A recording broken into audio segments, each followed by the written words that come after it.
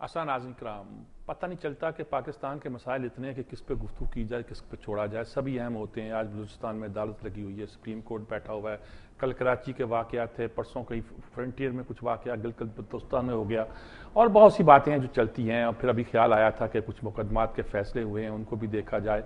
जरदारी साहब की बिलावल की तकरीर भी वहाँ आई, लाहौर में आके उन्होंने बयान दिए। लेकिन इंपॉर्टेंट बात जिस पर आज हम गुफ्तगू करना चाहते हैं, चूँकि जरदारी साहब भी इंडिया जा रहे हैं, अजमेर शरीफ के दौरे पर जा रहे हैं, उस पर ज़ियारत के लिए जा रहे हैं, हाज़ी देने जा रहे हैं और एक मन्नत पूरी करने जा रहे हैं जो शायद बेनज़ीर ने मानी थी, और उसके लिए वहाँ जाना चाहते हैं। लेकिन दिल्ली में रुकेंगे और वहाँ लंच भी करेंगे मनमोहन सिंह के साथ, वज़ीर आज़म के साथ। इसलिए ये इतना कोई निजी दौरा रहता नहीं है।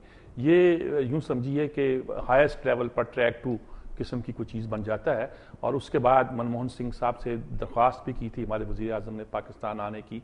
वो पाकिस्तान आने का शायद कोई एक पहले से कुछ चीज़ें तय करना और फ़ज़ा बनाने का कोई एक तरीका है जो जरदारी साहब इस तरह इनिशिएटिव लेके करना चाहते हैं। एक ज़माने में ज़ियाउल हक़ ने भी ये काम दिखाया था, जिसे क्रिकेट डिप्लोमेसी कहते थे। एक दिन के लिए गए और काम दिखा के आ गए। ये होता रहा है हमारे यहाँ डिप्लोमेसी में, उसी का हिस्सा दिखाई देता है। लेकिन ऐन उस वक्त में जबकि हमारी पार्लियामेंट भी गौर कर रही है अमेरिका से ताल्लुकात की बहाली पर, नेटो की गुफ्तगू करने पर, इंडिया में बैठकर अमेरिका के नायब वज़ीर ख़ारजा ने एक बयान दिया है जिसको बाद में उनकी वेबसाइट ने भी ऑन किया और बयान किया। वो ये कि हाफिज़ सईद साहब को उन्होंने $1 करोड़, $1 करोड़ जी 90 करोड़ के करीब बनते हैं, उनकी हेड मनी जिसे कहा जाता है, वो मुकर्रर किया। इस वक्त इसकी क्या ज़रूरत थी? कुछ लोगों का तज़किया है कि शायद इंडिया से ताल्लुकात को बेहतर करना अमेरिका अपने मफाद में नहीं समझता, या हमें टेंशन में डालना चाहता है, या शायद ये था कि हमारी पार्लियामानी कमेटी को दबाव में डालना चाहता है। कुछ लोगों का ख्याल है कि वो शायद हमसे कुछ चाहता नहीं है, इसके कुछ और ज़्यादा मफाद आते हैं। हम सबको छोड़ते हैं और ये देखते हैं कि इंडिया के साथ हम जो जिस तरफ बढ़ रहे हैं और पॉजिटिव सब साइन आ रहे हैं, उसमें इन पूरे वाक़यात के साथ किस तरफ हम आगे बढ़ सकते हैं और क्या इम्कान पैदा हो सकते हैं। हमारे साथ इस मामले में बहुत वजाहत के साथ तज़किया करने वाले 3 लोग मौजूद हैं। इम्तियाज़ आलम साहब हैं जी, हमारे सेफमा के मैं कहता हूँ जनूब एशिया के हमारे सहाफ़ियों के लीडर हैं। इनसे हम बात करें। मेरे तो लीडर हैं जी, यूनिवर्सिटी के ज़माने से लीडर हैं, अगरचे हम अलग अलग ग्रुप में थे।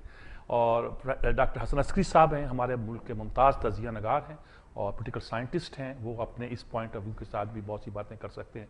रज़वान रज़ी साहब हैं जी, बहुत सीनियर तज़किया नगार, और इकनॉमिक्स पे ख़ास तौर पर पाक इंडिया ट्रेड के जो मामला थे उस पर उनकी ख़ास निगाहें हैं, और वो शायद इस मामले में भी रहनुमाई करें कि सारी सूरत किधर बढ़ रही है। जी इम्तियाज़ साहब, पहले तो मैं आप ही से एक बात करना चाहता हूँ कि क्या इस वक्त क्या नक्शा क्या है? हाफिज़ सईद को उन्होंने इस वक्त पे करार देना किसके इंटरेस्ट में है? मुझे तो समझ नहीं आया, मुझे कम से कम समझ नहीं आया। अगर आप समझा सकें तो। ये मेरी भी समझ से बाहर है। लेकिन ये बात वो जो कह रहे हैं कि इस मामले पे काफ़ी अरसे से अमरीकी कहते आए, ये जो हेड मनी की बात पहली दफ़ा आई है, और जब यूएन में इन्हें करार दिया गया कि दहशतगर्द, तो इन्होंने अपील भी की हुई है हाफिज़ सईद साहब ने कि ओम्बुड्समैन के पास केस किया हुआ है इनका कि भाई आप कुछ बगैर शहादत के आप कैसे कर सकते हैं।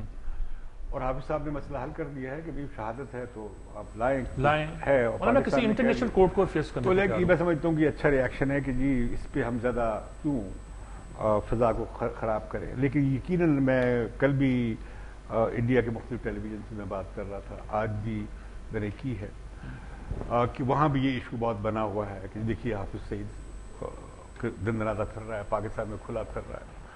तो मैं समझता हूँ कि ये इन इश्यूज़ को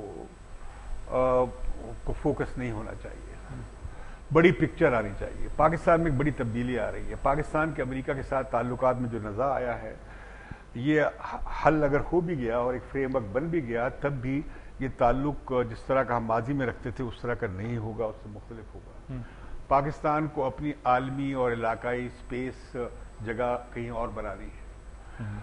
अब ईरान के साथ आप गैस लाइन पे मुसर हैं, और जाहिर है कि उसका नोटिस अरब दुनिया में, ख़ास तौर पे जो अरब तेल पैदा करने वाले मुल्क हैं, उनका ईरान से बड़ा झगड़ा है, और काफ़ी अमेरिका के साथ मिलकर वो ईरान पे दबाव डाल रहे हैं। तो शायद हमारे ताल्लुकात में वहाँ भी कुछ वो आएगी संगीनी, या कह लें कुछ सर्द मेहरी आएगी।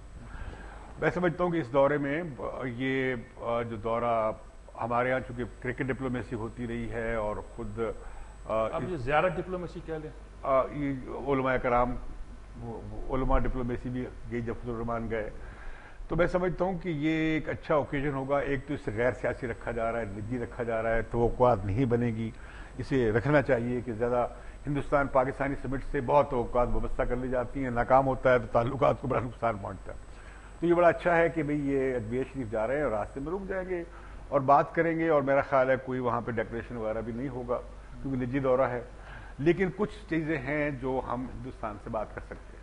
نمبر ایک یہ کہ ہندوستان کو جب پاکستان مشکل میں آئے یا عالمی طور پر گھیرا تنگ کیا جائے تو ہندوستان کو باہر کی قوتوں کے ساتھ متحدہ ماض پاکستان کے خلاف نہیں بنانا چاہیے, بلکہ پاکستان کے ساتھ علاقائی خطے کے مفاد میں سولیڈیرٹی کرنی چاہیے کہ ہم جبت فرنٹ نہ بنایا جائے پاکستان کے خلاف. دوسرا یہ ہے کہ پاکستان اگر اس وقت جو زرداری صاحب نے انیشیٹو یہ پہلے جب کیا تھا تو انہیں سپورٹ نہیں ملی تھی اسٹیبلشمنٹ سے, اب لگتا یہ ہے کہ اسٹیبلشمنٹ خاص طور پر فوج نے اس بات کی تائید کی ہے کہ یہ تجارتی تعلقات بحال ہوں. اگر ان کی تائید نہ ہوتی تو تجارتی تعلقات بحال بنی ہے. بڑی بات کی جائے, بڑی بات زرداری صاحب کرتے رہے جس کا میڈیا میں کوئی زیادہ نوٹس نہیں لیا گیا. وہ چاہتے ہیں کہ بھئی یہ مشرقی سینٹرل ایشیا ہو, جنوبی ایشیا ہو, ان کے لنک بنے, ان کے درمیان پائپ لائنز ہوں, کمیونیکیشن لائنز کھلیں, ریل کی لائنز چلیں. یہ جو خطے کی معاشی ایک بلاک بنانے کی جو کوشش ہے اس کا پاکستان بیچ میں آتا ہے تو اس کا پاکستان کو بھی اور پورے خطے کو فائدہ ہوگا. توانائی ہمارے پاس بھی نہیں ہے, توانائی ہندوستان میں بھی کم ہے. اس سے اگر سینٹرل ایشیا سے ہم لنک ہو جاتے ہیں اور ایران کا معاملہ بھی, میں تو یہ کہوں گا کہ ایران اور پاکستان گیس پائپ لائن کے بعد معاملے کو بھی صدرداری کو اٹھانا چاہیے کہ ہندوستان جو پیچھے ہٹا وہ اس میں شامل ہو. اور یہ جو Tajikistan, Pakistan, Afghanistan, India pipe line ہے اس پر بھی. اور یہ کہ ایک اور سوال جو بڑا ہونے جا رہا ہے, جو اینڈ گیم ہونے جا رہی ہے افغانستان میں, اس میں جو خلا پیدا ہوگا, جو ملبہ گرے گا, جو وہاں خانہ جنگی کی فضا بنے گی, تو مجھے ڈر ہے 3 باتیں ہوں گی. ایک تو یہ ہوگا کہ طالبان غالباً وہ کابل ٹیک اوور کر لیں گے. دوسرا یہ ہوگا کہ افغانستان میں نسلیاتی تقسیم ہو جائے گی اور خانہ جنگی شروع ہو جائے گی. اس کا تیسرا پہلو یہ ہے کہ آپ 25-30 لاکھ اور ریفیوجیز افغان مہاجر آپ تیار رہیں کہ وہ یہاں آئیں گے. اور اگلا پوائنٹ یہ ہے کہ کافی پختون بیلٹ میں ویو آئے گی پرو طالبان. اور یہ کہ جو فوج بنی ہے, میں کہہ رہا ہوں کہ ایک بڑا کرائسس بنے گا, ایک جو ویکیوم بنے گا پورے خطے کے لیے. اس میں سمجھتا ہوں کہ ہندوستان پاکستان کو اور ایران کو اور چائنا کو اور سینٹرل ایشیا کو کوئی علاقائی اتفاق بنانا چاہیے, ریجنل کنسنسس بنانا چاہیے افغانستان پہ. اگر ہم نے پراکسی وار لڑی, میرا یہ گھوڑا ہے, تمہارا ایک گھوڑا ہے, پاکستان نے بڑے گھوڑے دوڑا کے دیکھ لیے افغانستان میں, ہندوستان بھی باز آئے کہ یہ ہمارا گھوڑا فلاں ہوگا, تو یہ گھوڑے دوڑانے بند کیے جائیں. اگر ہم نے پراکسی وار کریں گے کہ وہاں پہ ہندوستان کا کتنا انفلوئنس ہے, پاکستان کا انفلوئنس ہے, تو افغانستان تو ایک بہت بڑا بحران کا سبب پھر بھی رہے گا. اب میں کہہ رہا ہوں کہ یہ ایشوز ہیں جن پر فوکس کرنا چاہیے کہ افغانستان کے حوالے سے ہندوستان, پاکستان اور خطے کے باقی ممالک مل کر ایک علاقائی اتفاق رائے بنائیں. امریکہ جائے, نیٹو جائے, ISF جائے, تو اس کے بعد کیا ہوگا. یہ بہت بڑی ٹرانزیشن ہونے جا رہی ہے. باقی رہا یہ معاملہ کہ کچھ کانفیڈنس بلڈنگ میجرز مزید لینے کی ضرورت. اچھا, اس پہ آتے ہیں اس کی. اچھا صاحب, میں آپ سے بات کرنا چاہتا ہوں کہ امتیاز عالم صاحب آج بہت آئیڈیلسٹ ایک سچویشن انہوں نے پورٹریٹ کی ہے, اور کرنی چاہیے ہمیں. بیسٹ پاسبل جو آپشنس ہیں اس کو اویل کرنا چاہیے. ریئلسٹ اپروچ کیا ہے جی اس وقت, اگر میں آسان لفظوں میں کہوں کہ ایک پولیٹیکل سائنٹسٹ سے پوچھوں کہ لگتا کیا ہو سکتا ہے اور کیا ہونے والا ہے؟ دیکھیے, یہ تو ٹھیک ہے کہ ہمیں ایک لانگ ٹرم پرسپیکٹیو ڈیولپ کرنا ضروری ہوتا ہے, وہ پھر ہماری چھوٹے قدموں کو ایک ڈائریکشن میں لے کے جاتا ہے. لانگ ٹرم پرسپیکٹیو پاکستان کا یہی ہے کہ وہ اس خطے میں ہی ریلیشن شپ کو اسٹرینتھن کرے پورے سارے علاقے کے اندر. اور کیونکہ انسٹیبلٹی جو ہے وہ افغانستان کی انسٹیبلٹی پاکستان کی انسٹیبلٹی بن جاتی ہے, تو ایک لانگ ٹرم پرسپیکٹیو کے لیے کس طرح ہم ریلیشن شپ امپروو کر سکتے ہیں central Asia, Iran, India, China, Russia, جس سے ریلیشن شپ کو امپروو کرنے کی ضرورت ہے. کیونکہ اس وقت تو ہمارا کوئی ڈسپیوٹ نہیں ہے رشیا کے ساتھ, تو 80s میں پرابلمز تھیں, اب رشیا بھی چاہتا ہے وہ بھی چاہتا ہے کہ ان کی جو گیس پروم کمپنی ہے اس کی پریزنس پاکستان میں ہو ایران گیس پائپ لائن کے حوالے سے. تو یہ تو ایک لانگ ٹرم پرسپیکٹیو ہے جس کی طرف جانے کی کوشش کرنی چاہیے. لیکن اسٹیل مل بھی آخر انہوں نے بنائی نا جی, انہوں نے دیا اب بنایا. اچھا وہ اس سلسلے میں مزید بھی مدد کر سکتے ہیں کیونکہ دیکھیں نا جس طرح ہم کہہ رہے ہیں ہمارے جتنے میگا پروجیکٹ ہیں وہ تو یہاں ایک آدھ جو یہ اسٹیل مل وغیرہ کا تو رشیا نے دیا, باقی چین نے دیے ہیں, امریکن اور یورپ نے تو ہمیں کچھ بڑا نہیں بالکل صحیح آپ کی بات. یا میجر کنٹریبیوشن چین کا ہے.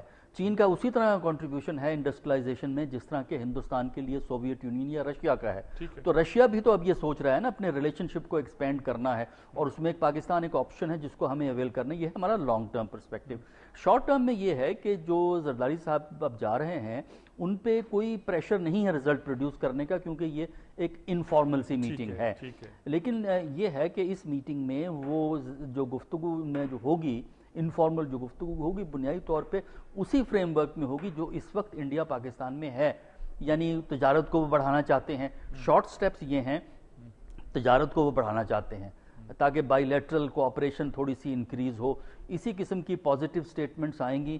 جو کنٹینشس ایشوز ہیں وہ اس گفتگو میں نہیں آئیں گے. ہو سکتا ہے جنرل ٹرم میں یہ بات کہی جائے ہندوستان ٹیررزم کی بات کرے پاکستان آل پرابلمز انکلوڈنگ. اس میں یہ حافظ سعید کہاں سے آ گئے اس وقت؟ دیکھیے حافظ سعید تو امریکہ لایا ہے اور اس کی میرے نزدیک بنیادی وجہ ہمیں یہ نظر آتی ہے کہ حافظ سعید اس گروپ کا حصہ ہے. یعنی ایک تو پرانی شکایت ہے امریکہ کو ٹیررزم کے حوالے سے, اس کو ایک طرف چھوڑ دیجئے. حافظ سعید اس گروپ کا حصہ ہے جو کہ اینٹی امریکنزم کو بڑی تیزی سے چلا رہا ہے پاکستان میں اور بڑی اوپن مخالفت ہو رہی ہے کہ جو ٹرانزٹ فیسلٹیز ہیں امریکہ کے لیے آپ کو اویلیبل نہیں کرنی ہے. تو انہوں نے کاؤنٹر پریشر بلڈ کرنے کے لیے اس قسم کی بات لگا دیا کہ اتنے $1 بلین ہم آپ کو دیں گے.